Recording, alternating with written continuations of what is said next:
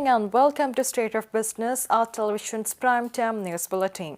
I'm Madhusha Tavapalakumar. Let's take a look at the headlines first.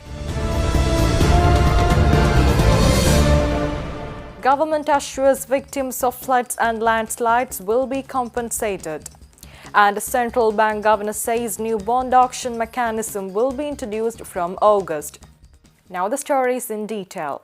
Minister of Disaster Management Honorable Priyadarshini Appa stressed that those who are affected by the recent floods and landslides will be duly compensated. He made this comment responding to JVP MP Sunil Handunnetti, who urged the government to reveal how they would find funds to compensate the disaster-affected people. This issue was discussed during the adjournment debate in Parliament today. ඔබතුමාගේ වාර්තානුවම ගත්තොත් ජීවිත හානි දැන්ට සිද්ධ වෙලා තියෙනවා 292ක්. එතන ලක්ෂ 292ක් ලක්ෂ හැටියට හිතුවත් තියෙනවා. දේපල හානි සිද්ධ වෙච්ච සම්පූර්ණ විනාශ වෙච්ච ගෙවල් තියෙනවා 2772ක්. ඒකට ලක්ෂ 25 ගානේ ඔබතුමා ගණන් හැදුවොත් 69300ක් යනවා ලක්ෂ. NITF එකේ රක්ෂණ බාර අරමුදල් වලින් ඔබතුමාලා අරගෙන තියෙන මිලියන 128යි. ඊළඟට ඔබතුමාලාට භාණ්ඩාගාරයෙන් හම්බෙලා තියෙනවා මිලියන 150යි. මුළු එකතුව ගත්තොත් දැනට වෙන් වෙලා තියෙන්නේ මිලියන 275යි. ඒකෙන් ඔබතුමාලා යොමු කරලා තියෙන ප්‍රමාණය මිලියන 266ක්. ප්‍රමාණයෙන් අපිට ඒගොල්ලන්ගෙන් ලැබෙනවා. අපිට මේ ලැබිලා තියෙන්නේ මූලික කටයුතු සඳහා පමණයි. මූලික කටයුතු ඊට අතිරේක වශයෙන් මේ තවත් මිලියන 150ක් හම්බෙලා තියෙනවා. ඒ සෑම දිනකටම රුපියල් 10,000 ගානේ දෙන්න. ඒ ප්‍රමාණය ප්‍රමාණවත් වෙන්නේ නැහැ. ඉතුරු කොටසත් අපිට ඒගොල්ලෝ ලබා දෙනවා. Central Bank Governor Dr. Indrajit Kumaraswamy says that the central bank is in the process of introducing a flexible inflation targeting regime in order to make inflation figures more predictable. The governor said it will help the economy to become more stable. He said this speaking at a forum organized by Fitch Ratings in Colombo. We are in the middle of it. We are moving from targeting monetary aggregates to targeting inflation. And that requires a lot of technical work. We're getting assistance from the IMF to do that. We've set up a macro modeling unit and increasing our forecasting capacity. And once we move to that flexible inflation targeting framework, we'll be able to set monetary policy in a far more proactive and forward-looking way. So what that, from a business point of view, what that means is we should have less volatility in interest rates. So the peaks will be lower and the troughs will be higher, and we should have a more smooth trajectory of interest rates once we introduce this flexible inflation targeting framework, which will help us to be ahead of the game, more ahead of the game than we have been in the past. The governor also disclosed that the central bank will take a number of strategic decisions in the coming months to raise funds. He revealed that the CBSL will also introduce a new auction system in August, and the mechanism is yet to be ratified by the Monetary Board. Once the Monetary Board approves it, we will certainly, we've been consulting stakeholders as we've gone along, but we will announce it as soon as the Monetary Board has approved it. And this new system will enable us to raise money, to pre-finance, to raise money to build up these buffers that we want to do, to facilitate the debt servicing challenge next year. The next year's challenge is actually even bigger than this year. So it's important that we build these buffers in the last 5 months of the year so that we can manage that without too much of a spike in interest rates. If the government is able to maintain fiscal discipline, then beyond 2018, things should become more manageable. Meanwhile, country head of Fitch Ratings Maninda Wickramasinghe noted that the slow progress of Sri Lanka's capital market is disappointing. He said the proposed capital market master plan is stagnant for a long period of time now. In a rating perspective, the number of corporates and the banks or financial institutions, both bank and non-bank and insurance, is almost static now. This in a country where we're talking of pretty good growth rates is actually disappointing. And I think we have to blame ourselves. The ADB, the Asian Development Bank, has allocated $250 million, if I'm not mistaken, for a capital market development program. Of course, they have some caveats, and it is really up to us to move this process forward. In fact, it's more than 10 years since we talked about an accelerated capital market master plan. I did work on that in 2007.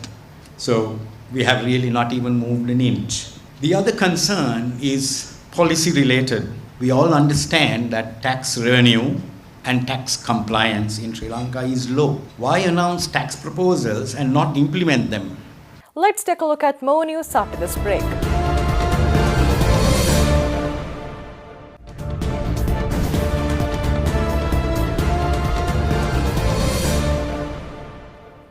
Welcome back. Senior economist at the Hales Group, Deshal Dimel, pointed out Sri Lanka can benefit by attracting investors who are looking at producing goods targeting the Indian market. Unlike in the past, he noted that companies prefer to set up their manufacturing facilities closer to the market. A panel discussion was held recently in Colombo under the title Asian Views on America's Role in Asia. The event was co-organized by the American Chamber of Commerce in Sri Lanka and Asia Foundation. Sri Lanka, for instance, can play the role of being the host of some of these investments, where American companies can set up investing in Sri Lanka and then export from Sri Lanka into the Indian market, into Pakistan, into China as well, taking advantage of Sri Lanka's logistical advantages and Sri Lanka's trade agreements with some of these countries. I think it's a kind of repositioning Sri Lanka's strategy from a kind of trade agreement-centric model into looking at more of how can we do a kind of FDI and the trade investment nexus, how we can leverage that in terms of the relationship with the US to expand our exports going forward. But again, I think it's still a little bit early to see how exactly the US is going to change its stance in terms of tariff barriers and so on as well. Let's take a look at the stocks after this break.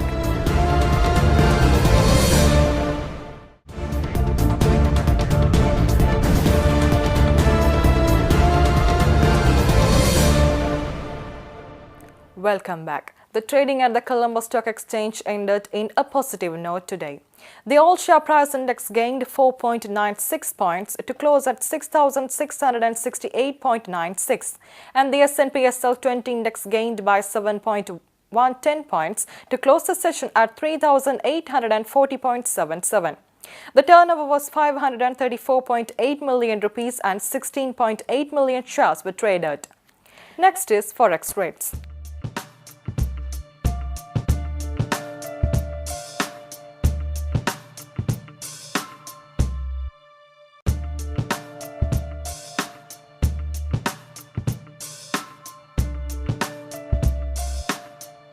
Now we have dealing room update for the week.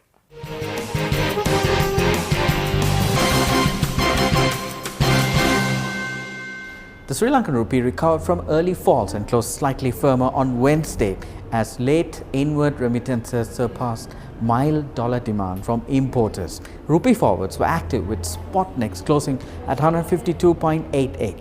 This week, the 3-month premium trading around 315 to 335 cents, while the 1-year premium trading around 1,180 to 1,200 levels. Today, overnight call money rates traded at 8.70% to 8.75% levels, and overnight repo rates trading around 8.67% to 8.73% levels. Treasury bill yields of 3 months and 6 months decreased by 1 basis points, while 12 months yield decreased by 10 basis points at the auction held on the 6th of June 2017. Accordingly, at the auction, 3 months, 6 months and 12 months yields settled at the weighted average rate of 9.60% to 10.34% and 10.61% respectively.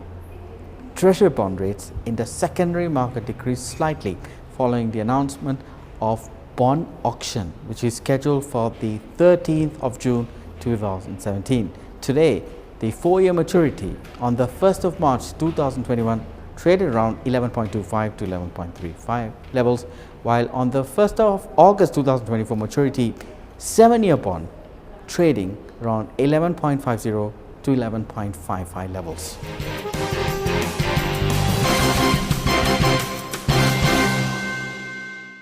With that, we wrap up State of Business for the week. Join us tomorrow with Biz Roundup at 7 p.m. Until then, take care. Good night.